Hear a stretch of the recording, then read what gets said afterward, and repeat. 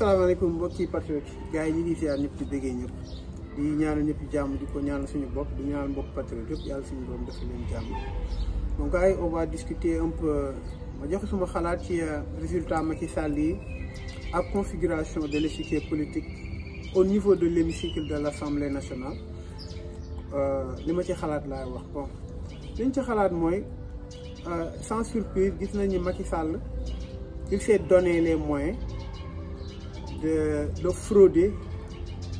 et de se fabriquer des chiffres et il s'est donné des députés 82 mu bàyyi marge boo xam ni 3 députés la entre moom ak Yewwi Wallu. Bon au début même Macky Sall il voulait se donner plus mais il s'est vu que médias internationaux yëpp ñu ngi naan pour la première fois il y a am na nu mu tuddati opposition Macky Sall amatul majorité absolue ok maanaam cohabitation day am mënul woon dellu ginnaaw mu choisir 2 députés bàyyi 3 nit dama leen wax ne vous faites pas d'illusion Macky Sall fu mu demee ba accepter yor 82 députés ça dit que am na des garanties yoo xam ni peut-être mi ngi ci opposition bi d'une manière globale muy Wallu Yewwi wala ñi nga xam ni ñett ñi nga xam ni ñoom ñooy sortir du lot kon ne nous faites pas d'illusion li ma bëggoon wax nag mooy 3 yi nga xam ni ñoom ñooy flotter maanaam muy Pape Djibril Fall Thierno Alassane Sall ak Pape Diop ñoom foog ñu xam ni ce n'est pas Ousmane Sonko du ñoom ak Ousmane Sonko du ñoom ak Yewwi du ñoom ak Wallu surtout je parle la personne du président Ousmane Sonko ñoom du Ousmane Sonko moo leen di demander wala Yewwi wala Pastef pour ñu ñëw ranger du côté de l'opposition Ousmane Sonko n'a rien à faire d'eux loolu pour mu leer mais c'est le peuple même c'est une demande sociale peuple bi moom moo demandé pour qu'il soit de leur côté pour être du côté du peuple on ne peut pas se rallier à Macky Sall et l'histoire nous a appris qui touche à Macky Sall s'y pique tey ñoom du ñoom ak Macky Sall parce que nit ñi ñi ngi jël tout le temps di mettre en exergue li nga xam ni Ousmane Sonko waxoon na ko ci campagne am ne am na ñoo xam ni opposition de Macky Sall la mais dafa am lu jiitu loolu Pape Djibril Fall Ousmane Sonko daf ko préserver waxal ko lu rafet défendre ko partout Thierno Alassane Sall bi mu génnee ci gouvernement Macky Sall Ousmane Sonko le donnait souvent en exemple Pape Diop Ousmane Sonko ñoom ñaar amuñu rapport moo tax Sonko maanu na ci moom. Alors c'est pas un faveur boo xam ne Sonko moo président Sonko moo leen koy demander mais c'est la société sénégalaise vous êtes parti sous la bannière de l'opposition même si vous êtes parti indépendamment mais da ngeen dem ay opposants ngeen li fi nekk ngeen fi bëgg a jëlee alors soit vous êtes du côté du peuple c'est-à-dire de l'opposition soit vous êtes du côté du pouvoir te képp ku jege Macky Sall xam nga sa avenir nu muy demee Bamba Fall da doon gagné fële comment dirais-je da doon gagné Médina bi mu jegee Macky Sall boobu la ci pare Idrissa Seck exemple na Thiès mosu ko perte bi mu demee ci Macky Sall la ko perte Moussa Sy Parcelles c'est la même chose kon ça veut dire que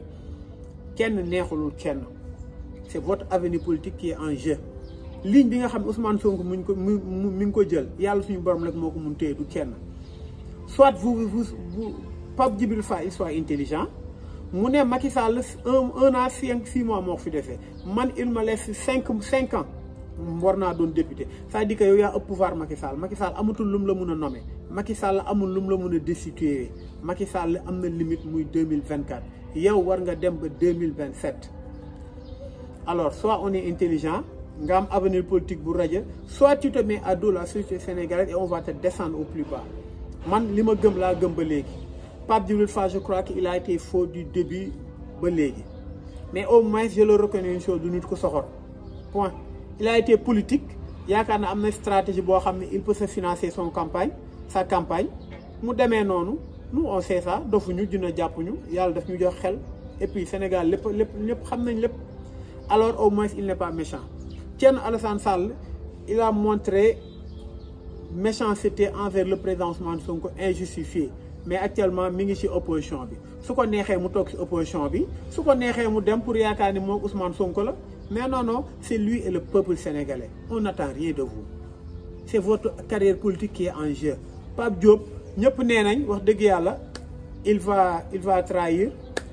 mais de toute façon ñooñu yàgg nañ ci loolu amul lu ñu leen di ñaan aussi Pape Diop su demee ci Macky Sall bu mu leen bett parce que il n'a pas d'avenir politique amul instance boo xam ne dëgër na amul base politique amul leen loo xam ne Pape Diop ça le retient au sein de l'opposition. Kon ça dit que je vous dis logiquement celui qui va partir jarul ñuy xalaat leen muy Pape Diop la peut-être mais même su amul avenir politique même su fekkee amul base politique même su fekkee il n'a plus rien à gagner rien à perdre mais mu jël xolam def ci Sénégal mu xam Macky Sall ku yàq Sénégal la mu xam Macky Sall il n'a rien apporté au Sénégalais. Kon ça dit que su jiitalee xolam su jiitalee loo xam ni son éthique su jiitalee ngoram su jiitalee Sénégal rek kooku moo nekk koo xam ne moo war a joxe l'exemple mu bokk ci woy Sénégal ba faaw. Parce que hormis ñu koy waxal il était le maire de Dakar amul lenn loo xam ne Pape Diop am na mun nañ ko waxal ci quelque chose de bien wala ki extraordinaire lu mu def Sénégal mais il est temps yàlla jox na ko des leviers yoo xam ne mun na liggéey Sénégal pour sénégalais naw ko ba faaw foofu laa amoon lu may wax ci ñooñu ñett ñooñu du président Ousmane Sonko nii la Yewwi qui vous demande de le rallier mais c'est la population sénégalaise vous le faites ça va machallah vous le faites pas vous êtes détruit point. Bon beneen bi mooy les suppléants yi nga xam ne mooy suppléants Yewwi nga xam ni ñoom aussi su fekkee Macky Sall ci stratégie lay bokk dina leen jéem a xëcc dina leen jéem a jël taf leen ci boppam dina leen jéem a jox pour ñuy voteel loi yi nga xam ne Macky Sall da koy teg wala opposition suñ tegee loi des enquêtes parlementaires ñu nekk ñu opposé wu ci ñooñu dañu war a xam ni am na yoo xam ne mbiru yàlla lépp moo ko mën yàlla képp moo ko mën parce que yàlla moo mën ñoo xam ni dañ doon jël ñu ngeen doon suppléant kenn xalaatu leen yàlla jël titulaire yi nga xam am na ñoo xam dañ doon gedd parce que fi ñu leen teg dafa sori yàlla jël leen teg leen ci kanamu loolu yëpp yàlla suñu borom moo ko mën yàlla nag da lay jox teraanga mooy teraanga boo xam du xaalis mais teraanga boo xam àdduna la ngeen am tur ngeen jël ko monétiser ko ak xaalis pour Macky Sall jël leen jënd leen yàlla mi ngi gis te peuple Sénégal du leen ko baal waaye mun ngeen bokk da ngeen bokk ci li nga xam ne mooy futuru Sénégal da ngeen bokk li nga xam ne moo war a defal Sénégal da ngeen bokk ci li nga xam ne ñoo war a tax Sénégal ñëpp naw leen te da ngeen bokk ñi nga xam ne ëllëg seen i njaboot dinañ leen naw ba faaw parce que di ngeen am woy loolu noo leen ko mën a def mooy ngeen gore ngeen xam ni ñun ñëpp dàqoo leen ñu liggéey ñun ñëpp on a beaucoup travaillé pour que Pastef ak Yewwi Askan bi dem ci kanam pour que ku nekk fi nga bokk parti bi nga bokk ñu jël leen teg leen au devant même nga doon suppléant c'est un honneur même soo nekkul député asamaak yàlla suñu borom bulbati affaire yi nga doon député kon na ngeen gore te ngeen xam ne ñi ngi seen ginnaaw on vous défendra nous vous défendrons lépp loo xam ne war nañ ko def pour jàppale leen ko dinañ leen ko def mais au moins nañu sentir seen loyauté loolu laa amoon lu may wax ci ñooñu. beneen bi mooy ñi nga xam ne ñooy député APR yi nañu xam ne tey ñoom tamit Macky Sall amul lu mu leen mënati yokk ñoom ñoo ëpp sax dayoo Macky Sall parce que defe na leen fi juróomi at Macky Sall 1 an 6 mois moo ko fi defee par A ou par B Macky ne va pas participer à d'autres élections au Sénégal Macky Sall amul lenn loo xam ne mun na ko yokk actuellement ci parlement bi kon na ngeen xam ni tey lépp loo leen def bu leen ci xalaatee ci Macky Sall amul loo leen ragal lépp loo leen def na ngeen ci xalaat peuple sénégalais kese peuple sénégalais mun na leen naw ba faaw dama leen wax ni li nga xam ne mooy defar Sénégal mi ngi ci yéen parlement bi mi ngi ci yéen assemblée nationale du ñàkk nag ñoo xam ne ñi ngi ci pouvoir waaye ñi nekk ci biir pouvoir nañu xam ni lépp lu ñuy def nañ ci seet seen yàlla lépp lu ñuy def nañ ci xool yàlla suñu borom lépp lu ñuy def nañu xam ni tey wax dëgg yàlla peuple bi kese na tax bu Yewwi Askan bi tax bu Wallu tax bu kenn tax nañu jël lépp xam ne yàlla suñu borom tax Macky Sall mënatu leen yokk dara beneen bi mooy la wàllu Sénégal wax dëgg yàlla pour man il s'est écarté avant même avant même de conclure quoi que ce soit avec les Yewwi parce que ils proclament leur résultat ils fêtent leurs exploits waaye exploit boobu du yéen na leen leer ni tey lenn rek ngeen am le seul mérite bi ngeen am mooy ngeen accepter rallier Yewwi Askan bi mais su doon yéen ak yéen kese je vous le dis que peut-être moo leen am député kon yàlla suñu borom ñëw na ba léegi nag li leen di xaaree mooy soit ngeen dem ne yéen a ngi ci Macky Sall vous êtes détruit à jamais parce que pour man échéance yi ñëw ni moo ëpp doole mooy seen leader bi ngeen xam ne moom ngeen yaakaar ni moom mun na Sénégal muy Karim Wade toujours avenir Karim Wade mi ngi seen loxo parce que selon ni ngeen di kii parce que wax dëgg yàlla sénégalais yëpp dañ ne yéen da ngeen di wax loolu la sénégalais wax du sama kàddu waaye loolu noonu sénégalais yi di teg seen bët di leen xool on vous a à l'œil bis bu fekkee da ngeen ko matérialiser ngeen dem def loo xam ne dëppoowul ak li peuple sénégalais bëgg vous avez détruit la carrière politique de Karim Wade kon ça dit que le futur de Karim Wade c'est lié à vous lépp loo leen def si lu baax rek Karim Wade moo ciy profité ëllëg amaana même su fekkee du échéance yi ni ñëw amaana ki fi yàlla teg yàlla na doon Ousmane Sonko tey ki fi yàlla teg su fi jógee amaana yéen ngeen am chance ñëw kon la balle est dans votre camp da ngeen gore te xam ni on vous a à l'œil mais aussi nous vous soutiendrons comme si suñu parti politique la parce que nous tous on a aimé le président Abdoulaye Wade yaay mi ngi taw mais je vais continuer la vidéo beneen bi fi may mujjee mooy li may wax ak sama mbokk patriote au sein de Pastef Pastef dafa nekk parti boo xam ne moom moo jox gëdd lu ñu doon opposition Sénégal Pastef moom moo xeex ba moom moo tax ba Macky Sall ku mu neex tëj ko mu jeex ci dëkk bi Pastef moom moo tax tey ñu dem ba Ousmane Sonko yaatal dënam ak Pastef xajal ñëpp ba ñu mun a am coalition yi am doole ba sax ñu aboutir à une intercoalition kon ça veut dire que tey ñun li ñu war a def loolu laa waxoon dem et puis je le réitère nañu def tout ba le Pastef soit au devant de la scène loolu noonu du loo xam ne président Ousmane Sonko moo koy décider wala l'instance wala les cadres non non nous les militants et les sympathisants on doit retourner à la base ñu jëlaat renflouer suñu parti ñu jëlaat lépp lu ñu doon def les actions citoyennes les vacances agricoles patriotiques les porte à porte lépp loo xam ne dañ koy def pour dimbali président Ousmane Sonko ak le Pastef nañ ko continuer di ko def parce que nag li am ba am mooy su fekkee dañoo continuer on a tendance que su fekkee seetlu ngeen yeewu askan bi dafa jël il a pris le devant par rapport à Pastef léegi nag comme on ne sait jamais xamuñ ñi ngi dem ci ay élections yi fi des mooy élection présidentielle te on a toujours dit que législative yi la yemoon si législative yi suñ ci demee il peut y avoir une candidature plurielle pour l'intérêt général comme ni ñu koy waxee mais candidature plurielle su fekkee ñun fekk na ñun préparé wuñu à la base préparé wu ñu am ay cellules un peu partout au Sénégal représentativité bu am doole bu boobaa on aura un problème à dissocier le Yewwi au Pastef parce que tey li ñu dal ci élection yi mooy dañoo yéex a coaliser ak Wallu au dernier moment maintenant on a eu des problèmes pour expliquer dañoo perdre temps bu bëri pour expliquer Wallu kan moo war a voté Wallu fii fan la ñu war a voté fii kan moo war a voté Yewwi fële ba tax na mu am ay voix yoo xam ne yu bëri ça s'est effrité à notre défaveur alors suñu continuer di dem Yewwi ba benn instant mu am ay défection mu am candidature plurielle Khalifa Sall war a dem Déthié Fall war a dem Barth war a dem Aïda Mbodj war a dem ñu dem ba yegg si cëppaandaw ga mu des ay 3 mois ci élection yi ñu bëgg a génn waat renflouer waat suñuy instance bëgg a expliquer nit ñi non léegi Pastef ngeen di voté boobaa dañuy am problème alors ce qu'il faut faire il faut que on chemine parallèlement maanaam ñu demandoo ak Yewwi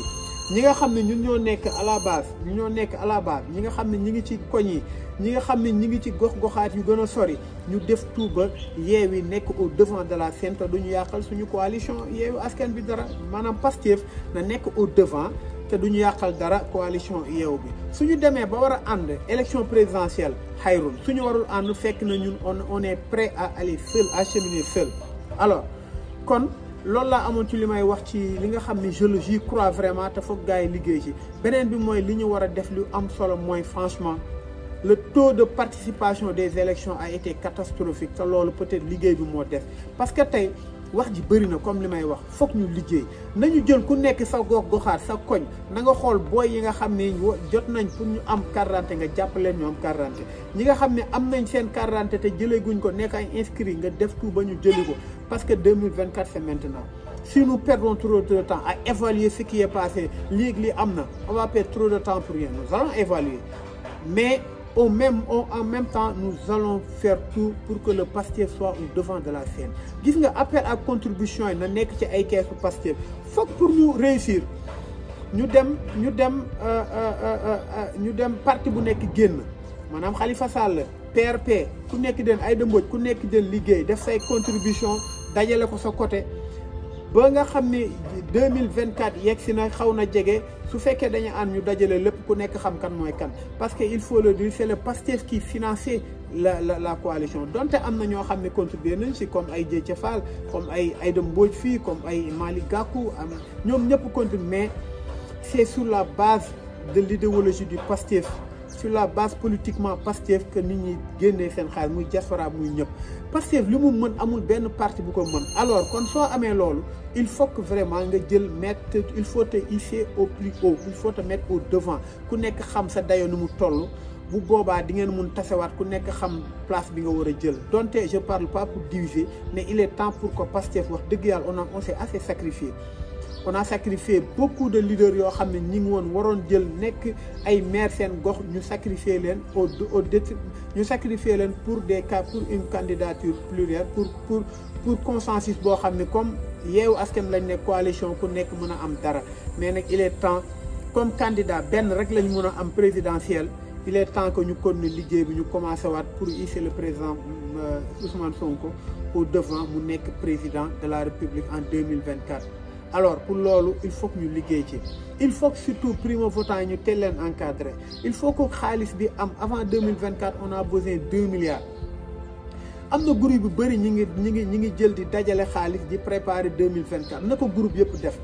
chaque mois na groupe bu nekk participer joxe ñu dajale ko ñu dem 2024 suñu demee groupe WhatsApp yi rek mun nañ financer Pastef